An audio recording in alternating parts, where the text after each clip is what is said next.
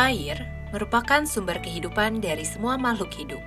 Salah satunya sungai.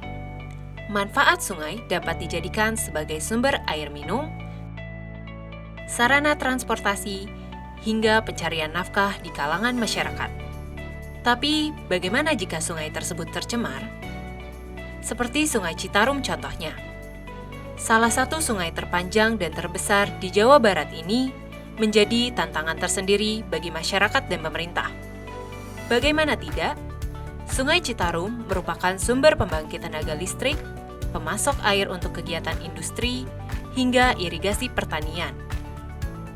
Mirisnya, Sungai Citarum sempat dinobatkan sebagai sungai terkotor di dunia pada tahun 2018. Sampah yang dihasilkan dari Sungai Citarum bisa mencapai 15.000 hingga 20.000 ton per hari.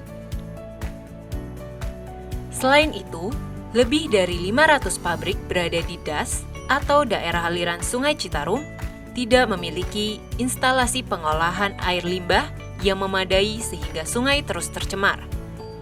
Menurut Badan Pusat Statistik, pada tahun 2022, dari 111 sungai yang diidentifikasi, hanya 8,1% yang memenuhi baku mutu air bersih.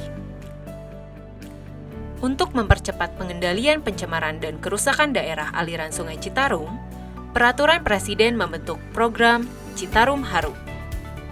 Program ini tentu tidak dapat berjalan tanpa adanya bantuan dari berbagai pihak. Dapat kita lihat sebagai contoh pahlawan sampah di Sungai Citarum, yaitu Bening Saguling Foundation. Bening Saguling Foundation adalah sebuah lembaga yayasan yang didirikan dari tahun 2014, berfokus terkait dengan masalah lingkungan, terutama permasalahan di Sungai Citarum. Bermitra dalam proyek ekologik.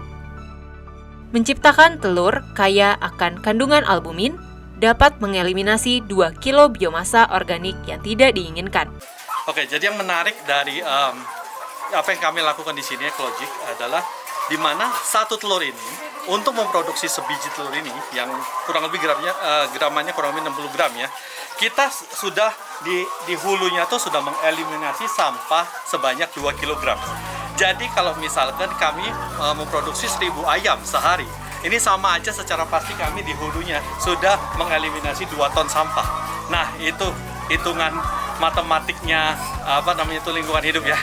Nah, cuma sekarang coba dilihat, ini salah satu pakan yang kami hasilkan. Ini adalah maggot. Umur sekitar 14 harian. Kalau bagi si ayam ini kurang lebih kayak makan steak. silakan Pak, dikasih.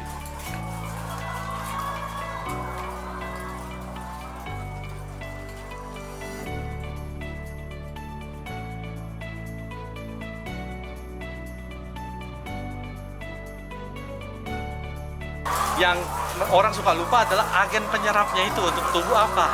Nah, itulah albumin. Jadi telur dengan kandungan albumin tinggi itu bagus sekali dalam upaya pengentasan stunting.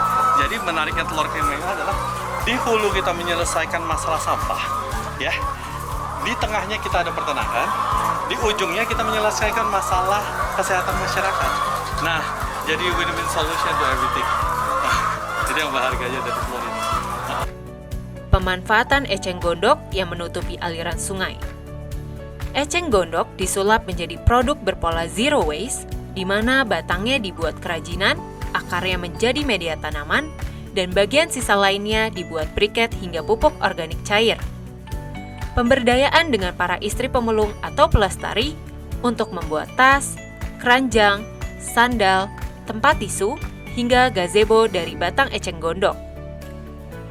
Jadi Bening Saguling sendiri kita bangun berdiri tahun 2014 dan kita punya beberapa program,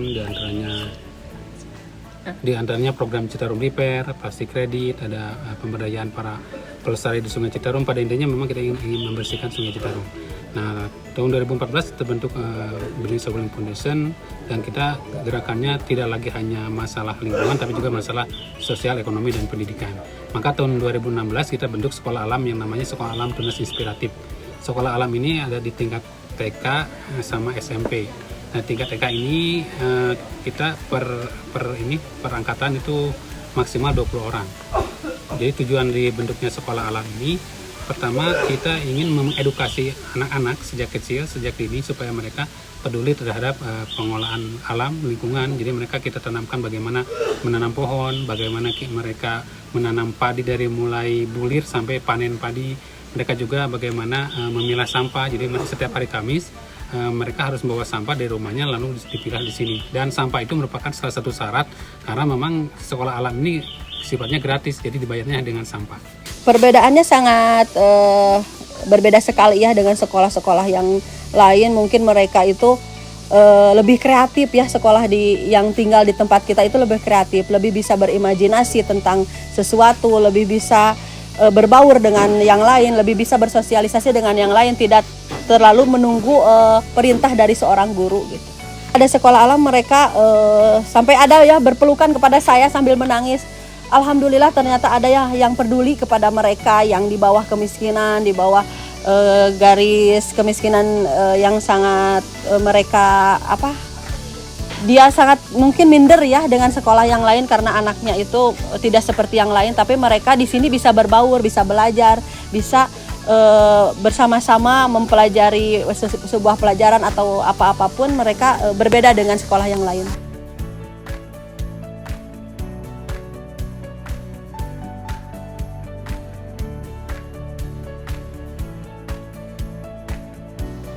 Jadi gimana sih adik-adik sebelum ada masuk sekolah alam, dulu sebelum masuk sekolah ngapain aja sih kegiatannya gitu, di rumah atau di lingkungan sini sama teman-temannya ngapain aja sih? Kucing, oke. Kalau di lingkungan sini mah membaca buku, kadang main voli. Kalau habis ada raketnya main lagi.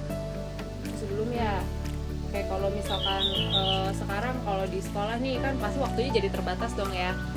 Berarti ngapain aja tuh?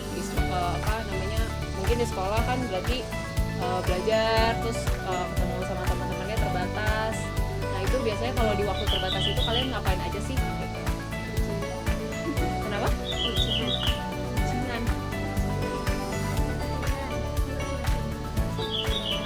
Konsep sekolah alam itu kan kalian tetap bermain ya sambil sekolah ya. Jadi sebenarnya nggak mengurangi waktu kalian bermain ya.